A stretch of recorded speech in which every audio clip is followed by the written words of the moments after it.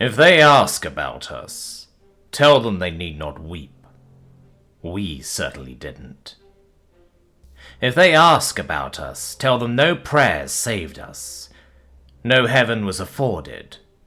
No God came to deliver us from certain death. Men did. Men failed. But men came nonetheless. They came from the abyss, from homes and hope and other places, rallying to our distress signal above the rings of Jupiter. Outriders from God knows where. Criminals from Europa. Merchants and makers and second sons from Ganymede. They came from everywhere, from nowhere.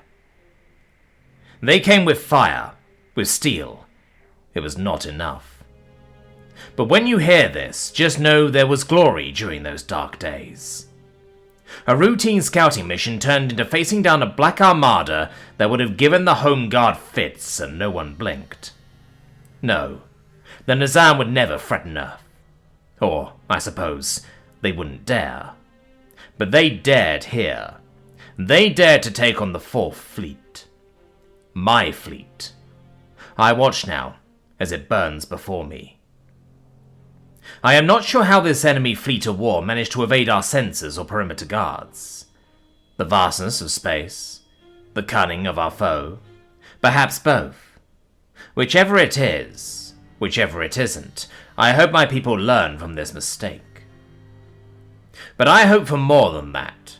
It is my hope that when you receive this transmission, when you view the battle logs we sent by tight beam, you will see what I saw as I stood on the bridge of my starship, with death incarnate soaring toward us in the form of destroyers, transports, and the almighty atomic flash.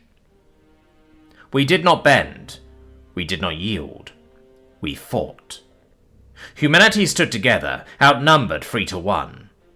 For 2 days we have raged as the dying light of day against the encroaching black of night. I have used everything I have ever learned to stand with a firm back, a fast mind and strong stomach to conjure up one last miracle for those who have always stood behind me. I cannot thank them enough for their courage, the steadfast belief in my direction. They have been the wind in my sails for so long, I almost forgot. Men and women who have never met each other shed blood together here. Many who were considered criminals, traitors and worse back home, gave their lives to stop the Nizam advance before it could do further damage to homes and peoples. They did not need to. No one asked them to, but they did. And that is what I will remember. We died, all of us, believing in the only thing that we could, that it mattered. Please, if anything, make sure it mattered. My name is Gordon Kepsinger, Captain of the Emerald Sun. It has been the honor of my life to lead this remarkable group of people for the last 20 years. I have fought for Earth since before I can remember, and I would have fought for humanity until I could forget. This will be my final transmission. They are here. Blood is in our halls. So few of us remain. And yet we do, stalwart, without regret. I promised, on the day of my promotion, that I would give my life to defend this ship, these people. I do not dismay that I now must prove that I am a man of my word. I must go. Goodbye, my friends. If you see him, please tell Adam that I will always love him, that he makes me proud every day. When I see his parents, I will give them my love. In life, it was my honor to defend the sacred peace my people enjoy each day. In death, it is the same. The fabled Fourth Terran Fleet lies in ruins around us. Once a beacon of hope, it has been reduced to memory. The great demon that broke it lies in wait across the void. The Nizam are not stupid. They had to have known that the distress signal would be heard, that there would be a response. I doubt they saw this coming, though. Captain Kepsinger is a legend back home. Or was, I guess. It was Kepsinger at the head of the Fourth Fleet that led the defense of Arok, the third colonial planet outside of the Sol system. It was Kepsinger who, after beating back the invading Gree, took to the offensive, devastating the enemy formations and forcing them into a begrudging peace that still stands. It was Kepsinger who was first to the front when war erupted with the Nazan after they glassed Hiblot, another settlement planet. The man's career accolades span a longer breadth of time than that which I've been alive. It was Kepsinger who refused my appointment to his ship, the Emerald Sun, because it was in active duty for only another 6 months. My grandfather wanted more for me than to serve in his shadow. At first I hated him for it, because serving under him was all I ever wanted to do since I was old enough to want anything. Then I understood his reasoning, even if I disagreed. Now I am too stunned to speak, too filled with regret, too numb to feel anything but the black spreading over my heart. The man who raised me is gone. The man who taught me everything I know is dead. Dust. Shadow. Thin. A hand hits my shoulder, gripping tightly, and I look over. There are tears in Captain Fallon's eyes. She stares straight into my soul. It's remarkable, the patriotism he inspired. You know this, yes? She asks. I do. Not that it mattered, I mumble. Matter? What do you know of what matters? The fact that he inspired so many who had abandoned all hope will be his lasting memory. She points to the screen. Not that. Not the simulations. She steps closer. Look away from it. Captain Fallon whispers so only I can hear. It will do you no good. It's my job, Captain, I reply. I sniff, staring back down at the simulated battle replays that are pouring over my screen. I've watched them 5 times already. I've watched my grandfather's ship die 5 times.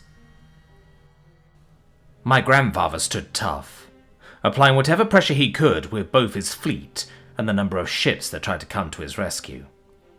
For 2 days he fought with everything he had. Analysts need to pore over the data, I say. The data is telling me that the Nazan came with strength to make a point, that they would not be pushed around anymore, and that they could kill us in our own system with a fleet larger than any other they've mustered against us. Point taken. That is an order, soldier. Look at me. I look back at her, and Captain Fallon has only gotten closer. Her hand squeezes my shoulder again. It isn't just that she knows what I lost, it's what she lost too.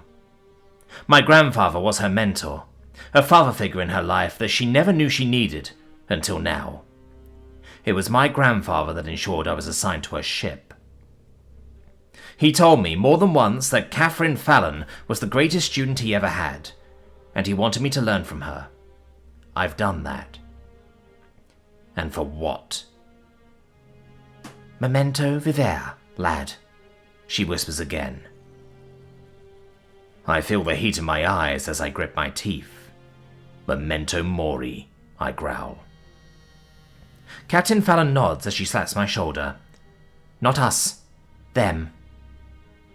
I rise to stand, towering over her. I offer a salute. Yes, ma'am. She returns my salute. Good lad, on me.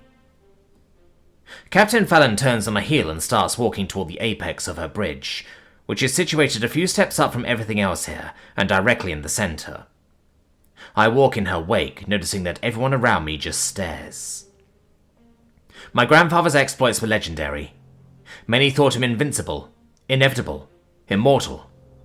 Things change. Their sadness at the loss of such a character in humanity's story is palpable. Their anger, knowing what the man meant to me, to their captain, to all of our people, rises. Ladies and gentlemen of the Vindication, look what they have done, Captain Fallon roars, pointing out the viewport. Look what they have done to our great champion. Even I look at all the debris. The Nazan ships are packing into formation as they gather the data on the armada we assembled to counter their onslaught. 117 capital ships brimming with rage, vengeance, and death. I, for one, will not let this stand, she snarls. Will you? Fists bound onto bulkheads, walls, floors, everything. Humanity's heartbeat stirs back to life. Gordon Kepsinger was my mentor, my friend, my family. She spares me a glance, watching my eyes hard. She spares me a glance, watching my hard eyes.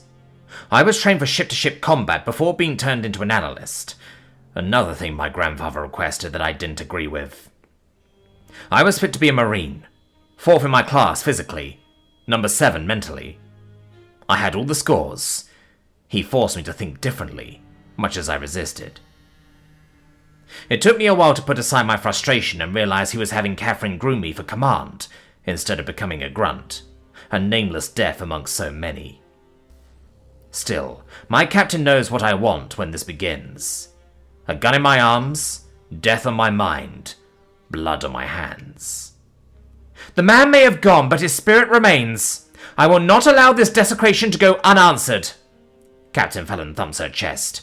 I will not let him fade away into the night. Will you? No! The bridge roars back at her. Will you let this ambush stand? Will you let the Nazan walk freely into our system to threaten those we love? No!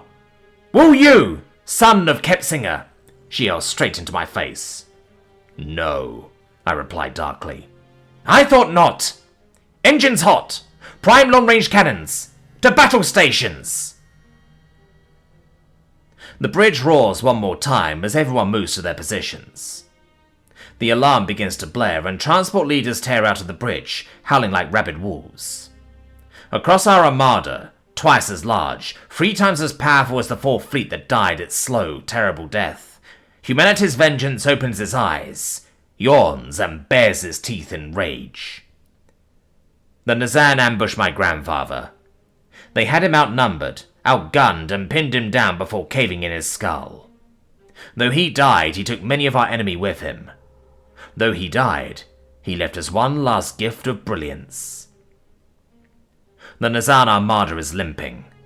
Is badly wounded and, to my analyst's eye, really only needs someone to push the blade home. Don't mind if we fucking do.